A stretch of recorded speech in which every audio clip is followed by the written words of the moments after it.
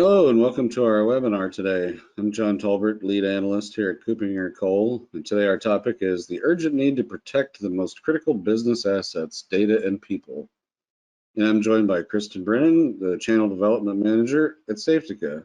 Hello, Kristen. Hi, Kristen here, and I would like to welcome everybody who's tuned in today from all over the world. Thank you. So let's jump right in.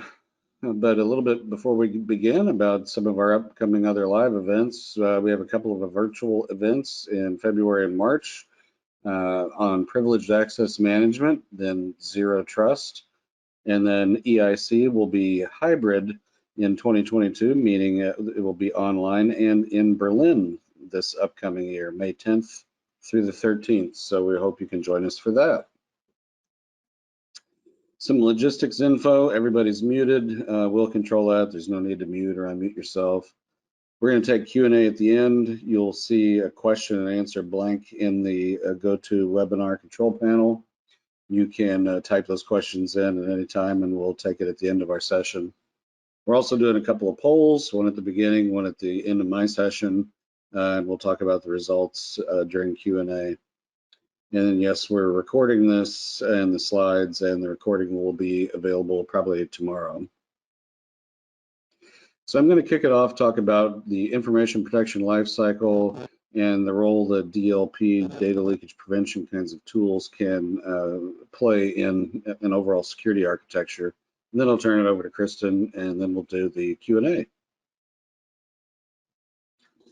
So this is not really a surprise to anybody. Information protection is difficult. Why? Well, it's a complex task. There's a lot of different kinds of data formats. There's structured versus unstructured data types, and then there's data within applications.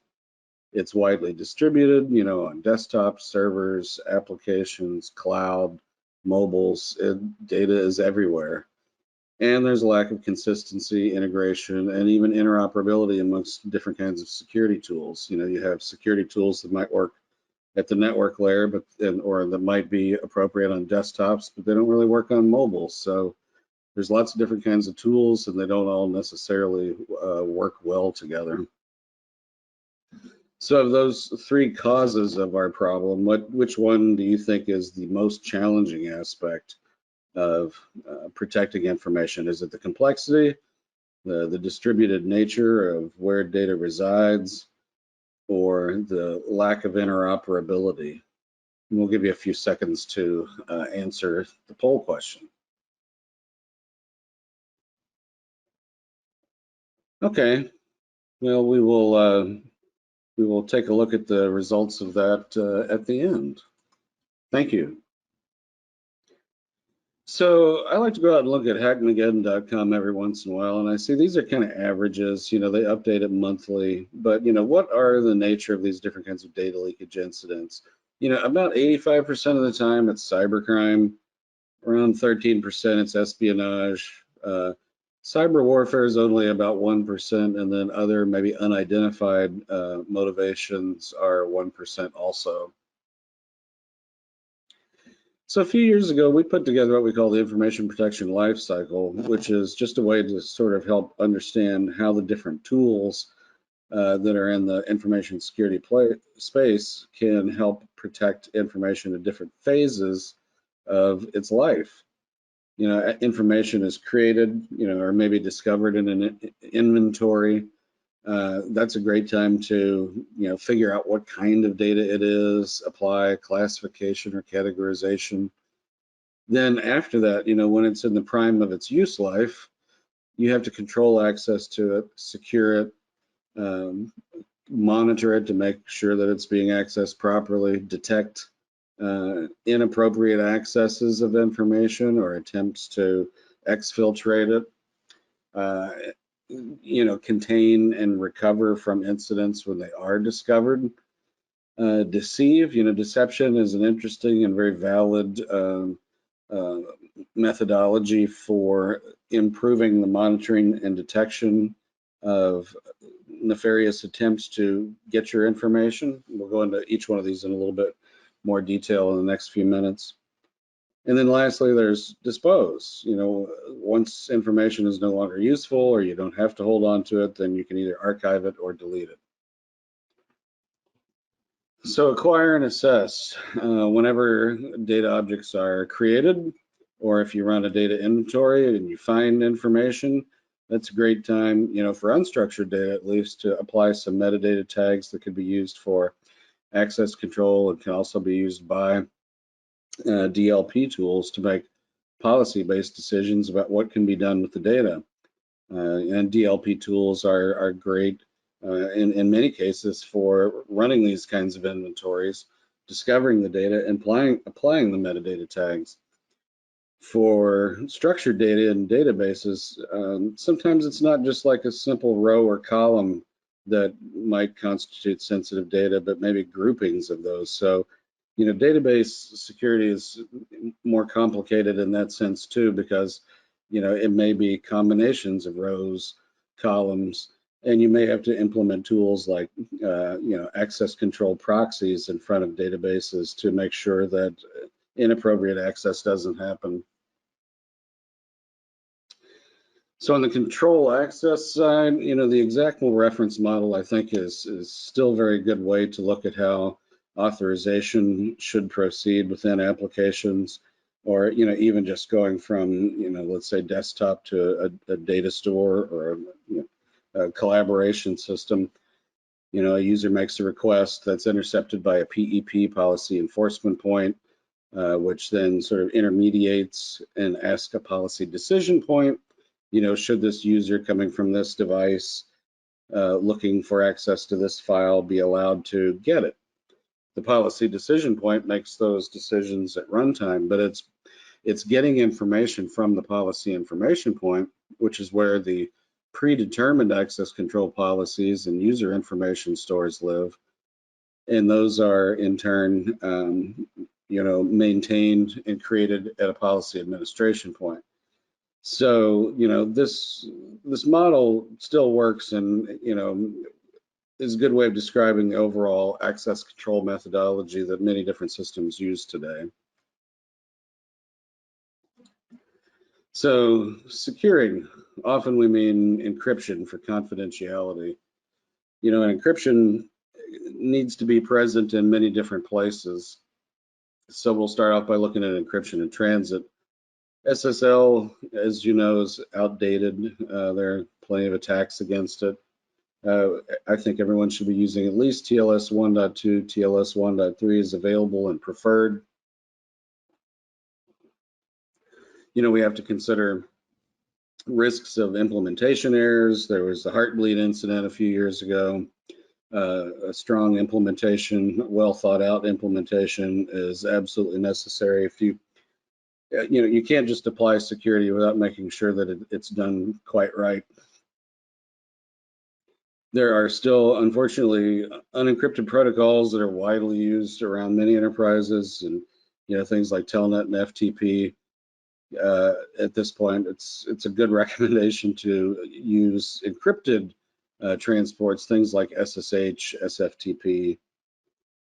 There's application level encryption. S-MIME for email is a great example of that. There are network level encrypted tunnels. There's SSH, IPsec. Any communication on the network should be encrypted by one of those. And then in places where you suspect unencrypted protocols may be used, use firewalls, access control lists on routers to drop those connections. Enforce encryption by blocking unencrypted protocols at the firewall or network level. Encryption at rest, there's several different places where you can do that. There's whole disk encryption, which is good, but I mean, that really only protects you from physical media loss, like somebody, stealing a laptop and taking the drive out of it.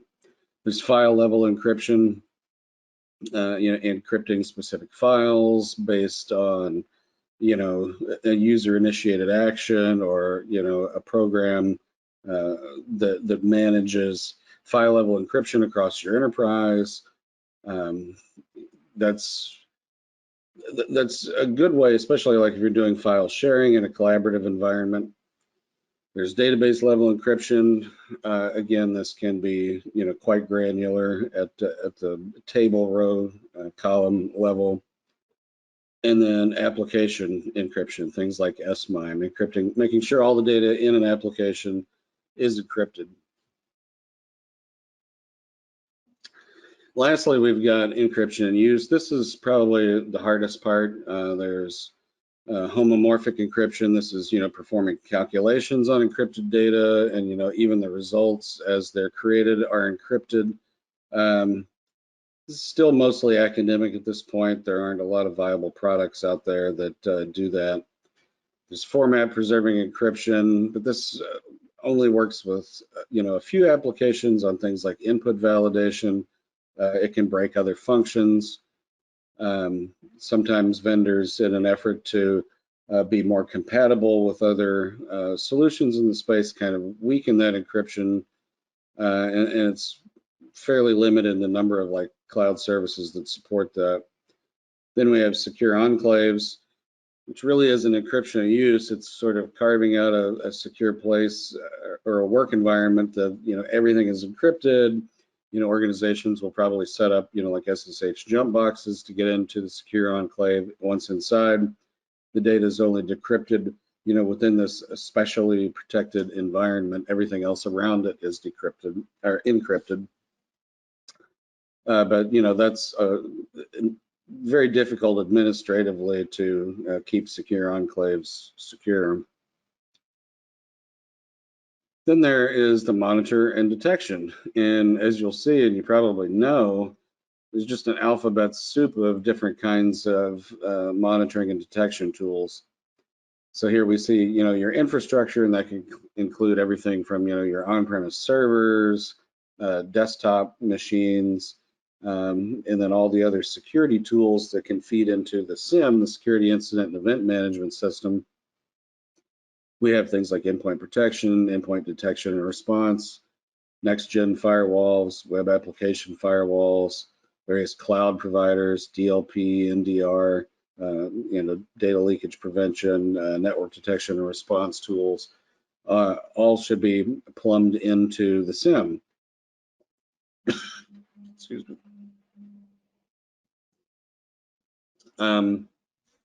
Then security orchestration, automation, and response.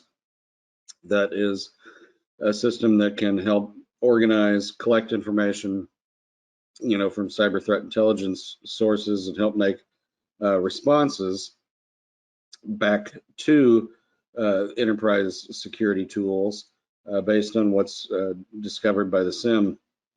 So it can make changes in your cloud, your firewalls, endpoint protection detection. It can make policy level changes for DLP and NDR as well.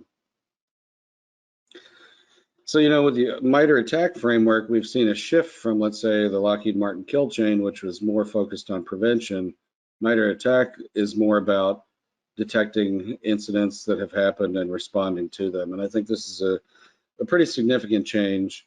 As you'll see here, prevention is still something that everyone in the security field will continue to focus on, but it mostly applies at the level of, initial access, or let's say execution of malware. The rest of it is about detecting it and responding to it. Then we have contain and recover in the information protection lifecycle. This is limiting damage once it's discovered and being able to restore. So how do we go about containment? There are lots of different mechanisms, lots of different, techniques that enterprises use, things like network segmentation. Everything should not be just placed on a flat general use network. You might separate things like your finance applications in an enterprise. You probably want to separate things off like, environments where you work on your trade secret intellectual property, that sort of thing. Firewalls can be used in that network segmentation, as well as, creating specific VLANs for that. Zero trust, which we hear a lot about these days because it's a really good packaging of things like the principle of least privilege. And zero trust means authenticating and authorizing every access request in an environment. And that looks at, user information, the device they're coming from, what application is it they're trying to access, or what resource, and environmental conditions around that, time of day, location. All those things can, help reduce the risk of unintended disclosure. On the recovery side, so as I was saying a minute ago about SOAR, you've got various tools in the enterprise, the endpoint protection, detection, response, network detection and response, XDR, sort of combines all the other DR types of tools. SOAR helps with the automation and orchestration. And then, there's the concept of playbooks within the DR tools plus SOAR that allows organizations to say, okay, if certain conditions are met, then do X and Y. And those things could be like isolate a node if you suspect that it is compromised by malware, or stop communications at the network level between, different machines on different ports. So those are some of the containment options that are available for the tools that we have these days. Then on recovery, backups we often talk about. Backups need to be both on-site for expedience, but off-site backups are necessary too. We know that ransomware, there have been a few high-profile cases where ransomware's contaminated on-site backups. They need to be tested. You need to be able to test your restores and make sure that they work. And it's more than just the data that might be on, collaboration or, file shares. You have to be able to restore application configurations, server configs, cloud configs, even information about your OT, operational technology environment. And again, these things need to be tested, the procedures as well as the data, to make sure that it restores properly. And lastly, we need to think about internal and external incident response and communication as part of the overall recovery process. Deception. So deception is sort of an active defensive measure that goes right along with monitor and detect, I think. It's more than just the old honeypot. These aren't just standalone machines sitting outside of a perimeter somewhere. They look like production machines, and they're designed to draw attackers in, away from your real assets. You can even make the DDP environment look less secure and therefore a little bit more attractive to attackers. Why would you want to do that? Well, it can help you discover attacks faster and understand what the attacker, what their TTPs are, the tactics, techniques, and procedures. Helps you watch what they may, attempt to do against your simulated servers. And that if anything happens in a DDP, it's good, high quality threat intel, because the attacker was intending to attack you, and this is what they would have done. So the last phase in the life cycle is dispose. So, data has its use life, and once you're at the end of that, which can be governed by different data retention laws, different regulations, some kinds of information you have to retain for certain periods of time. Afterwards, it can become a burden to just keep information. So if you don't actively need it, but you have to store it for some reason, legal reason, then you can archive it. That way you can produce it later if you need to. But, the principle of data minimization is a great thing in general. I mean, it lowers your storage costs, but it also lowers things like your exposure to GDPR fine risk. Privacy regulations require the right to be forgotten. So, a good practice here is data minimization. Don't collect and keep any information that you don't need. So where DLP fits? Excuse me. So let's say you've got users coming from a laptop or a desktop or a mobile device. You can install DLP. DLP usually comes as an agent and potentially, sort of a policy decision point enforcement server. If a user wants to do things like move information to a USB drive or a SD card or out to the cloud, DLP can prevent that, by commanding the agent not to allow, writes to, cloud resources or to SD or USB cards. CASB is a closely related topic to DLP. We can use CASB to look for who's using what cloud services and what's going out there. Very similar to DLP in terms of what many of the capabilities are as far as discovering and then also controlling access. It can be used for the monitoring and also implementing controls. It can essentially, serve, like I said, as a policy decision point and policy enforcement point for, anywhere from the device level to the cloud level. So in that regard, I think DLP, data leakage prevention tools, are a very important component over the overall information protection lifecycle. It's necessary for controlling that access, for discovering information, and helping categorize, classify what that information is, applying the appropriate metadata in cases where that can be done, and then later reading that metadata and making policy-based decisions on that. To wrap up here, so there are a number of good solutions in the DLP space today, and we will be doing a leadership compass on DLP tools next year. DLP has been around for a while, and honestly, 10, 15 years ago, some organizations found that it was difficult to deploy and maintain.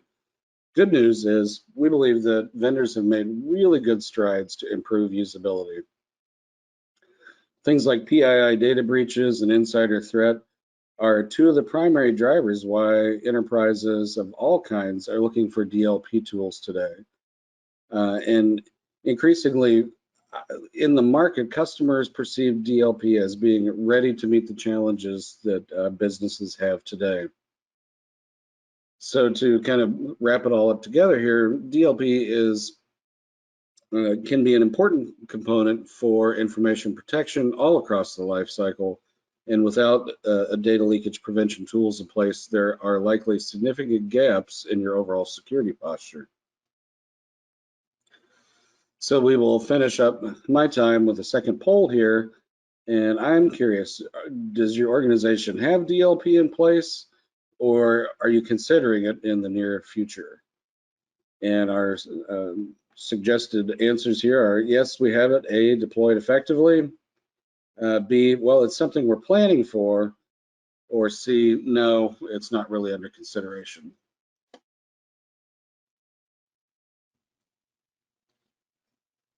So yeah, take a few minutes and enter that, and we will discuss the results at the beginning of our Q&A time.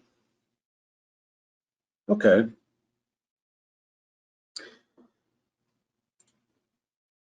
And with that, I would like to turn it over to Kristen from Safetica.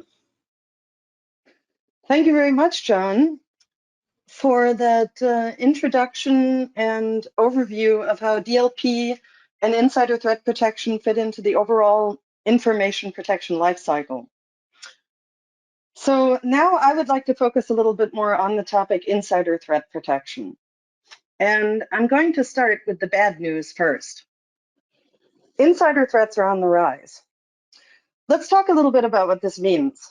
And I would like to start with a few definitions. So an insider is any person who has or had authorized access to or knowledge of an organization's resources.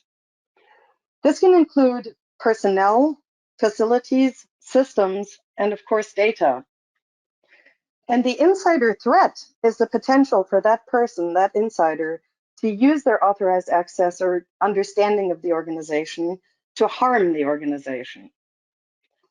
Now, this harm can include malicious, complacent, or unintentional acts that negatively affect the organization in any way.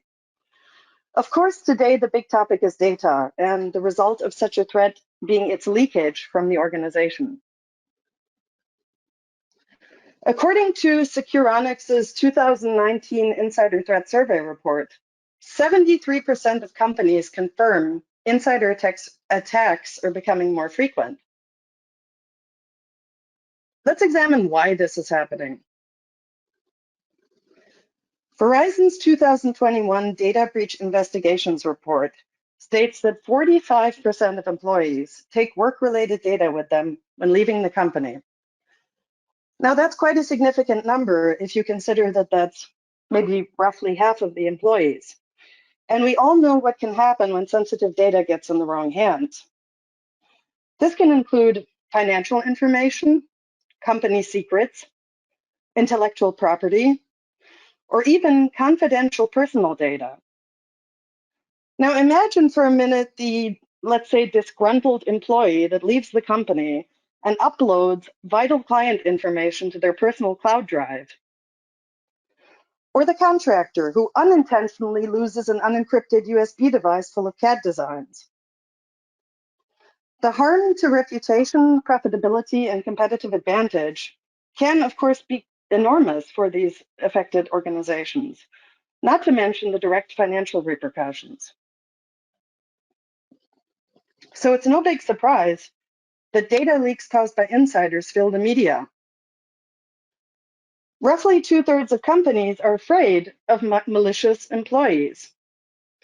And the number of insider-caused cybersecurity incidents has increased by just under 50% in the previous 3 years. Insider threats are the primary cause for 60% of data breaches.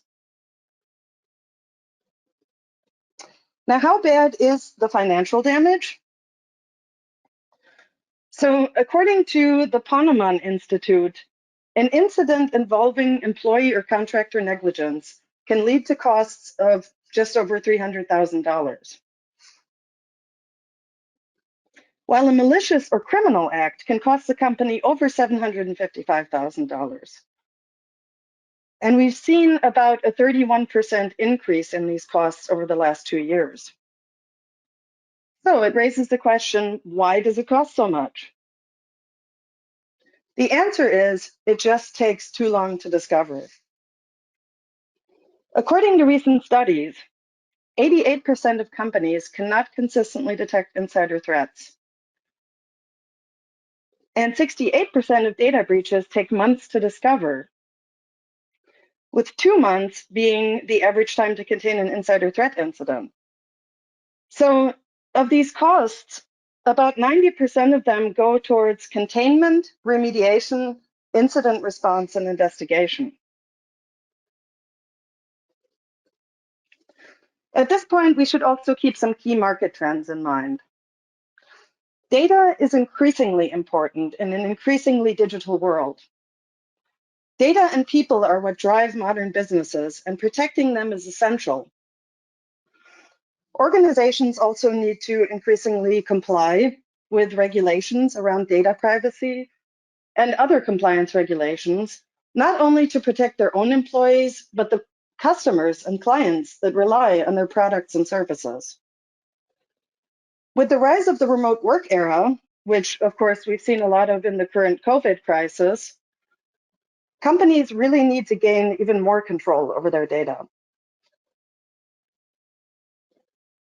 And this is where an effective insider threat protection solution becomes essential. And one that secures your data while supporting operational efficiency. Now, this graphic here aligns to the IPLC that John showed earlier. So if we start in the top left corner, data flow discovery and risk detection directly relates to the acquire and assess. So we can analyze all data created and moved via endpoints, detect and classify all files at transit, at use, and at rest. And we add information about the risk of the operation and the user's behavior. Moving on to the top right corner, based on data classification and DLP rules, we protect data and prevent it from unauthorized collection and transfer out of the organization. We also add application and web filtering. And at the same time, we can educate the user by notifying him when he or she is about to violate the security policies and why. In the bottom left-hand corner, you see workspace and behavior analysis. Now, this relates to what John was talking about with monitoring and detecting nefarious activities. Next to the evaluation and logging of all data security events, in order to have true data security, you need to know what's going on in your environment and be alerted of suspicious or malicious behavior. So this is enabled by the workspace and behavior analysis. And last but not least, we do all these activities to achieve business and regulatory compliance.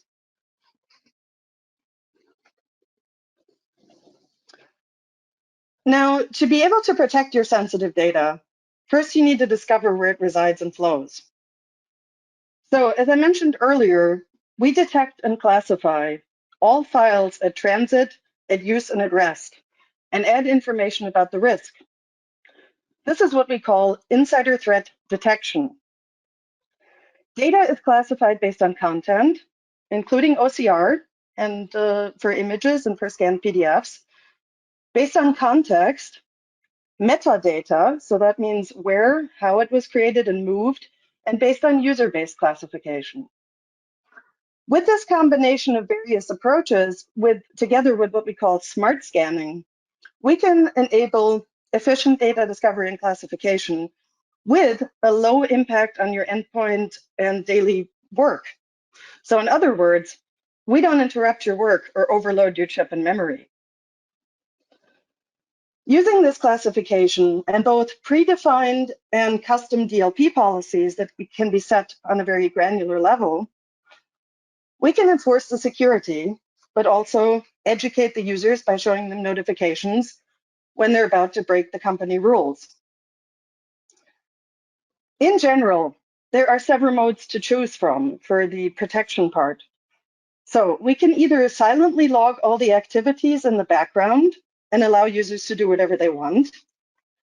We can show warning notifications, log the event, and still allow the user to proceed. We can ask the user to provide a one-time business justification, allow the operation, but immediately notify the admin, or we can simply block the user's operation entirely. And this data protection is executed based on the DLP policies mentioned before. Additionally, the information about the risk level of operations and individual users helps to identify potentially malicious insiders and prevent them from data leakage. Of course, you can approach them in the company or you can tune the company's DLP policies. So at this point, usually the question rises, how do we actually assess this risk? Each event is assigned one of 4 risk levels based on various indicators that determine how likely it is to cause a data leak. The calculation of risk level is based on our built-in detection rules, but we've also added a few more risk indicators into the equation. So, for example, the event perhaps occurred at an unusual time. The event contains what we classify as sensitive data. The file was perhaps uploaded to an unsafe web storage or file share. The email was sent outside of a whitelisted domain. The file was perhaps uploaded to a potentially unsafe external storage device. And in the end, the risk level is a combination of all of these indicators. The user risk is something that tells us how risky the behavior of the user is compared to their peers in the company. So we calculate this based on 2 factors. Number 1, the number of high-risk operations and other risk indicators the user initiated in the past month. Number 2, the user's deviation from the quote-unquote normal behavior of their peers in the company.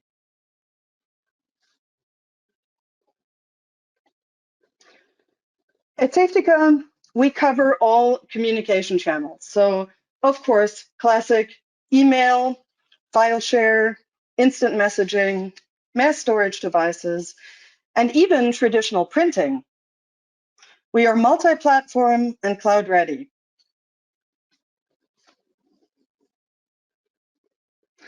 Safetica 1 uses a standard client server architecture.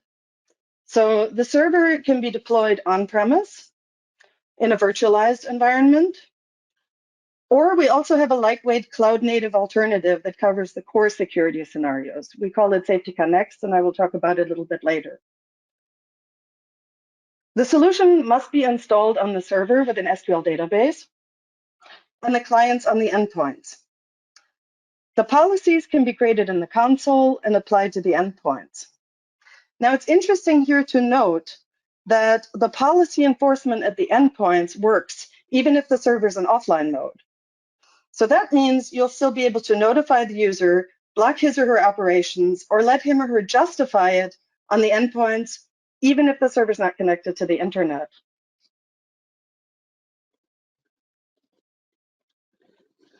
At the beginning, we established the problem, the rise of the insider threat. So at Safetica, we have two approaches to the same problem. Safetica One, as mentioned before, is a self-managed expert data loss prevention and insider threat protection solution with a full range of scenarios and a focus on data security, workspace audit, and cost optimization. Safetica Next, on the other hand, is a SaaS insider threat prevention solution. It's a cloud-native service, multi-tenant and MSP ready, fast and easy to use, with a coverage of core data security scenarios and a focus on best practice and maximum automation.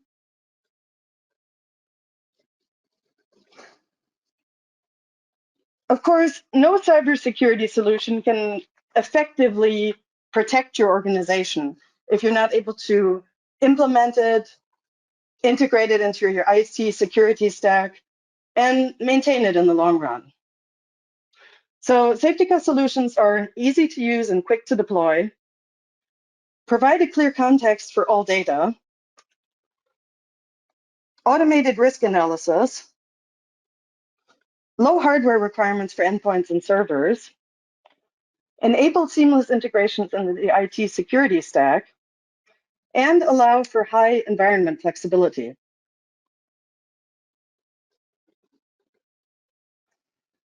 Now, Safetica is well known for its ease of implementation, integration, and administration. For example, Safetica One takes about a month to implement discovery features. In another 2 months, you can implement DLP protection, and 4 to 5 months to implement advanced DLP configurations and enterprise integrations. In the case of Safetica One, these first months are mainly dedicated to regular checks, tunings, or settings, and tuning of the DLP policies. And of course, your local Safetica partner of choice will support you with this process, so you can set up and fine-tune your own company's data security posture. The lightweight solution Safetica Next, mentioned earlier, takes only 1 man-day to get first security audit results. And within another 2 weeks, you can expect to have a full data security audit.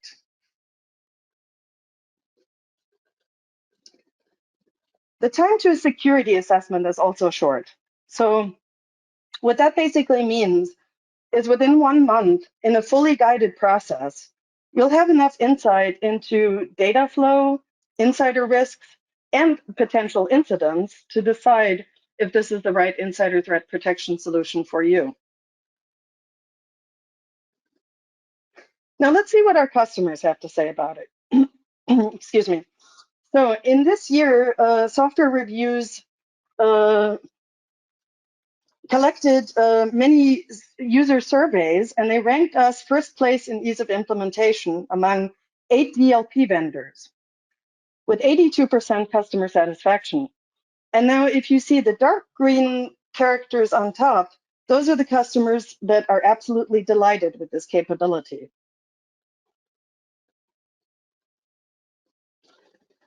Now, as mentioned before, it's also very important to a good insider threats protection solution to be able to integrate into other third-party tools. Safetica integrates seamlessly into existing CMs, network security solutions such as firewalls, UTMs, secure web or mail gateways, and data analytics tools like Power BI or Tableau, and also offers a one-click integration with Microsoft 365.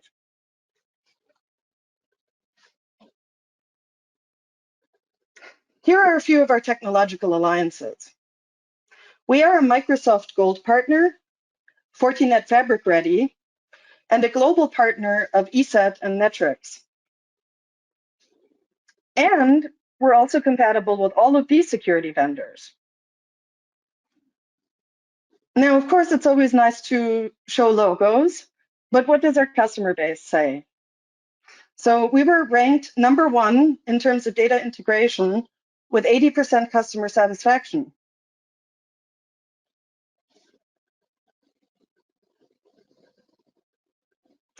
As mentioned before, data security and the ease of mind that come with it are, of course, important to modern businesses, but so is business efficiency. Our solutions are designed to be as non-invasive into day-to-day workflows as possible. So how do we achieve this? Well, we continuously optimize the clients installed on the endpoint devices. The usual impact of Safetica on the endpoint's performance is just below 3%, with some exceptions for OCR. And we're also using pre-scanning to minimize the impact on end-user productivity and business as usual. Pre-scanning helps to discover and classify data when the computer is idle or working on CPU non-intensive tasks. Thanks to granular scanning control, you can configure when scanning should run and when it's not needed. Real-time scans have been optimized to provide results within 3 seconds on average. Besides the CPU, memory usage is also optimized to work in low priority mode and reserve system resources for tasks run by the end user. And last but not least, with the override feature I mentioned earlier, you can entrust the user to decide whether blocking makes sense, allowing them to continue with a business critical operation if justification is provided. And you see this in the screenshot on the right side. And since the action is logged, the admin can go back to question the user about it anytime, so it does not compromise security. From the backend infrastructure perspective, depending on available capacities and size of the environment, Safetica One can be deployed to an available server. So that means it does not need to be a dedicated server. Safetica Next is cloud native. We mentioned that before, so it does not require any server infrastructure, but it currently only covers core security scenarios and has no DLP features at the moment. These will be introduced in the first half of next year.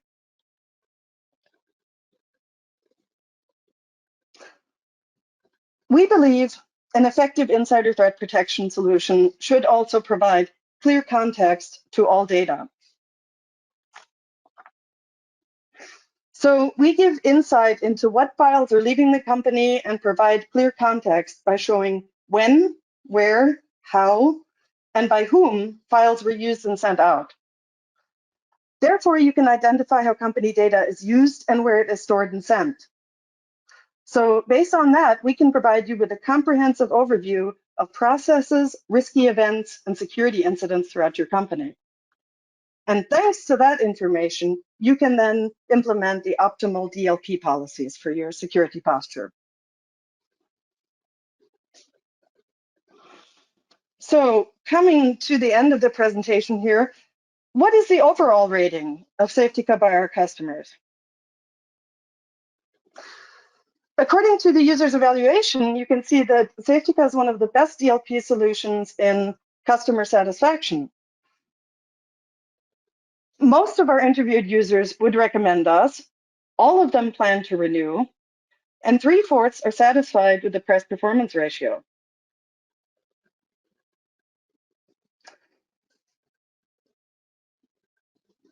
Here are a few of our satisfied customers.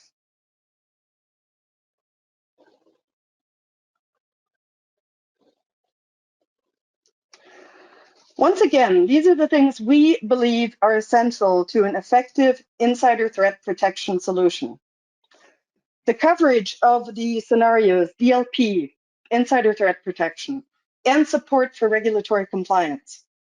A solution that's easy to use and quick to deploy with low hardware requirements for endpoints and servers, providing a rapid time to value with easy to choose product tiers, a wide range of third-party integrations, and a solution that's available on all the main platforms, on-premise and cloud.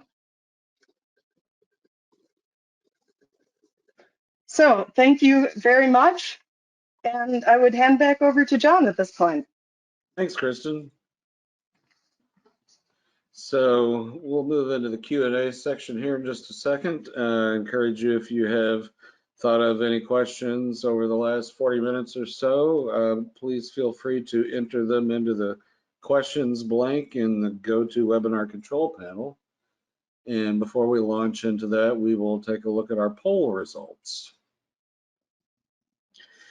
So the first question I asked was, what do you think is the most challenging aspect of protecting info? 50% agree it's the complexity, 40% almost say it's the distributed nature, and 13% say that it's the lack of interoperability. You know, all three kind of come together to make it more difficult than it certainly should be, I think, to protect data. Next question. So the next one was, does your organization have DLP in place, or are you thinking about it? This one's interesting. A little more than a third each say, yes, we have it deployed effectively, or not under consideration, and a little under a third say that it is planned. Well, I think that's good news. 2/3 are either deploying or planning to deploy. Okay, thank you for participating in those polls. So now let's go ahead and take a look at the questions. Let's see. First question, how much money does it make sense to spend a year on data security when the average cost of data loss by insiders is over $750,000? Well, I think that's an interesting question. Would you like to handle that one, Kristen, to start with? Yeah, sure. Based on, let's say, best practice ideas from the market, we would say probably about 15% of the yearly revenue for cybersecurity in general. Because if you are targeted by an insider who becomes an external malicious actor, let's say you could expect a ransom perhaps in about that sum. Yeah, you know, a lot of organizations look at this. I mean, it's risk management, that's true, but I think a lot of organizations may not really appreciate what the risks really are. You know, and when you can quantify that about things like regulatory compliance, monies lost in fines, those are a couple of things, but you know, there can even be an existential threat to the business if insiders or outsiders, for that fact, walk off with your key trade secrets, the things that your company does that nobody else does. It's your competitive advantage. If that goes out the virtual door, then you can lose you know, business to the point of not being able to stay in business. So I think that you know, businesses need to plan carefully, not only for the possibilities for, let's say, fines associated with regulatory non-compliance, but make sure that you're adequately protecting the information that your organization uses to maintain its competitive advantage.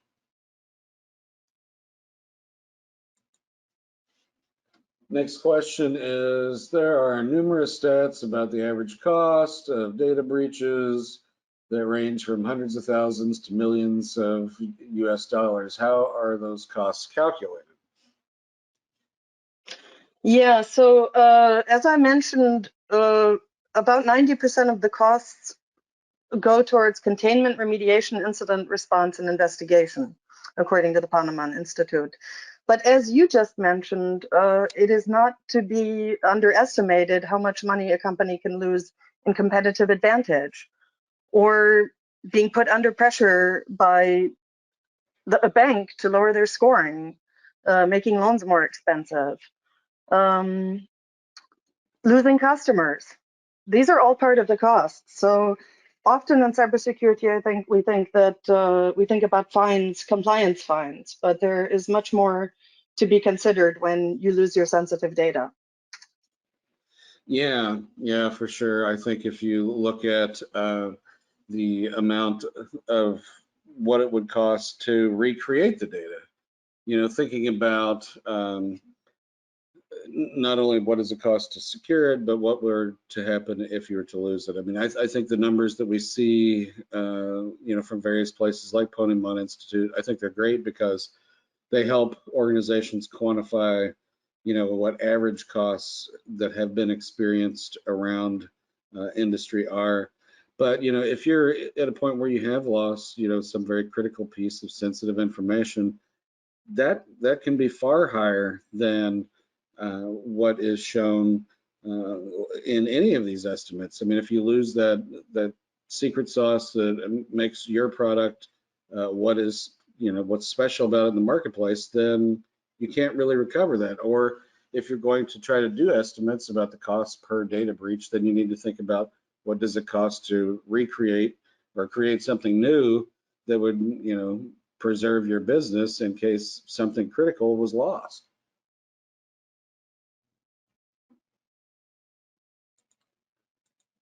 Let's see, another question here. I noticed you put a lot of stress on implementation, integration, and maintenance. Usually vendors put first the security features. Why are you taking a different approach? Well, John, I'm actually going to quote you because I wrote this down earlier. You said you cannot apply security without making sure it's done quite right. And we all know that cybersecurity is a big topic, and you really cannot have a secure solution if you cannot seamlessly integrate it into your stack. If you cannot implement and maintain it, then the super fancy security features do no good. Of course, for us, security is first, but we want to have a solution that's easy to implement and to use. Yeah, having a lot of tools in place can be useful if they're deployed properly. I mean, I think that's correct. But any places where an implementation hasn't been done properly, let's say, rolling out even new network equipment, a lot of times that comes with, default username passwords that are pretty well known. It's those implementation best practices that can make a difference. If you don't do it right, then you sort of negate any value you would have gotten from implementing the tool in the first place. So I think we've reached the end of our questions here. I would like to say thanks to Kristen and Safetica for joining us today. And thanks to everyone who has attended and who will watch the recording later. Thank you for your time. Hope it was useful to you. And any final thoughts, Kristen? I just want to say thank you to everybody and wish everybody either a nice evening or a rest of the day based on their time zones. Thank you very much for joining today. Thanks, everyone.